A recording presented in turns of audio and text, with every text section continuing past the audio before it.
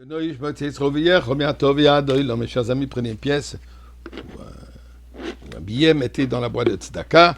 Et comme on a l'habitude vendredi de raconter une histoire, aujourd'hui, je vais partager deux petites histoires à l'occasion de Bet Nissan, le deuxième jour du mois de Nissan, qui est la Hiloula, le Yortzeit de Rebbe Rachab. Le Rebbe Rachab, Rabbi Sholem Dovber, le père du rabbi précédent, donc le père de Rabbi Yosef Yitzhak, le grand-père de la rabbinite Chaya Mushka. La mère, donc de Rebbe Rachab, la rabbinite Rivka, l'épouse de Rebbe Marash, Rebbe Shmuel, raconte quand le Rebbe Rachab, Sholem Dovber, avait l'âge de 4 ou 5 ans. À la maison, un jour, le tailleur qui a ramené une robe qu'il a préparée pour la rabbinite, et pendant qu'il était à la maison, Sholem Dovber a remarqué un morceau de tissu qui sortait un peu de la poche du tailleur.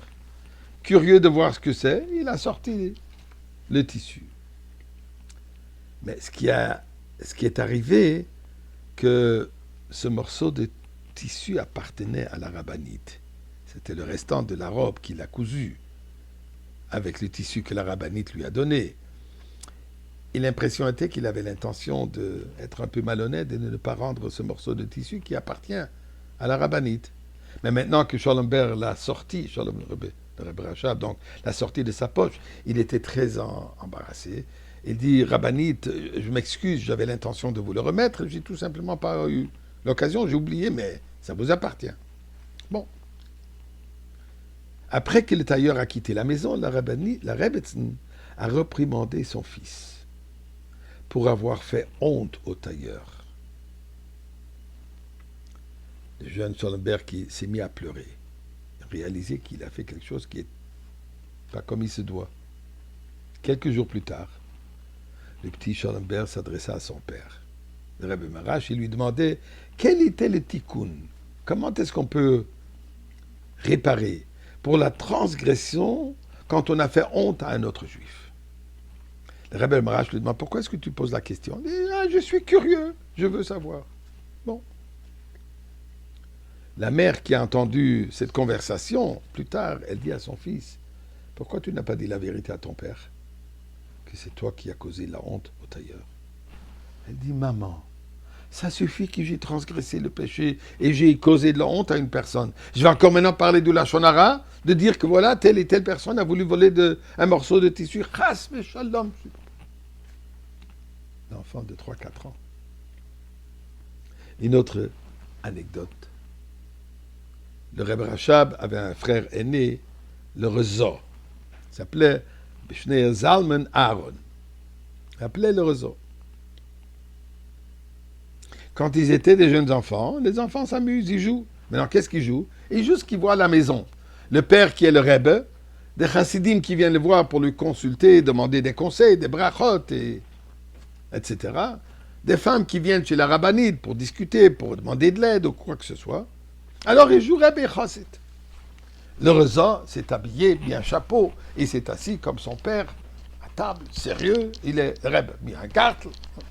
Le chassid, lui, le Rachab aussi, il se met une petite veste, il met le gartel, et il se rapproche du tzaddik, du Rebbe. Et lui dit, Rebbe, j'ai une question à vous poser. C'est quoi le tikkun d'avoir transgressé qu'il a écossé 3 mois le Shabbat? Chose que d'après l'Alter Rebbe, le Shulchan Aruch n'est pas censé de faire. Le Reza lui répond tout de suite.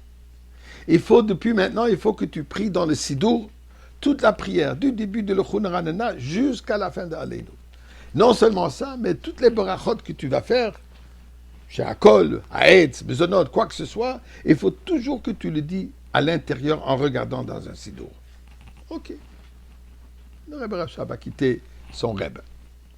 La mère a remarqué qu'elle ne le fait pas. Et elle lui demande, dis-moi, tu es parti voir ton Rebbe et ton Rebbe t'a dit quoi faire, comment ça se fait que tu ne l'écoutes pas? Elle dit, désolé, mais le conseil qu'il m'a donné ne va pas fonctionner, ne va pas m'aider à la transgression que j'ai faite. Et pourquoi? Puisqu'il n'est pas un Rebbe. Je veux dire, il n'est pas un Rebbe. Il n'a pas agi comme un Rebbe. Quand je lui dis mon problème, Il n'a même pas fait un soupir. Directement, il m'a donné la réponse. Un Reb, quand un chassid vient lui demander conseil, il faut qu'il ressent cette douleur du chassid, il faut qu'il ait un soupir. Donc, il n'est pas un Reb, son conseil n'est pas un conseil, et je n'ai pas de l'écouter. Les jeunes enfants. Là, on réalise le Reb Rachab, pourquoi, quand il est devenu Reb, il était considéré le Rambam de la chassidoute. Eh bien, et bon Shalom, aujourd'hui, Beth Nissan, ça aurait été beau de déjà se retrouver dans le Beth Amikdash avec le Reb Rachab, avec le Reb Marash, avec le Rabbin Trifke, et bien sûr avec Mashiach lui-même,